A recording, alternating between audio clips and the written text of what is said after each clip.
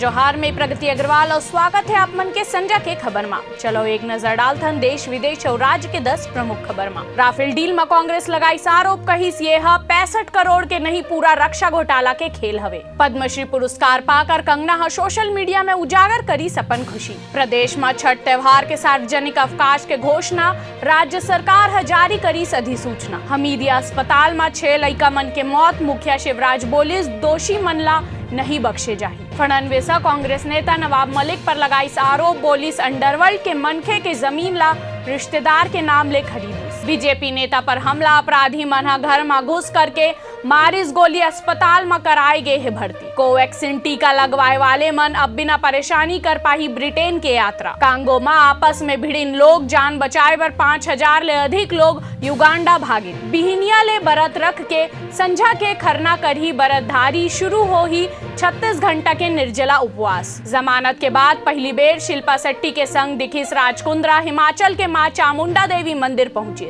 ऐसे ही तमाम जानकारी बार हमारे चैनल ला लाइक और सब्सक्राइब करना ना भूलू और नोटिफिकेशन पर बेल आइकन जरूर दबाऊ। आप मन देखो तो न्यूज़+21 आप मन के हक के बात।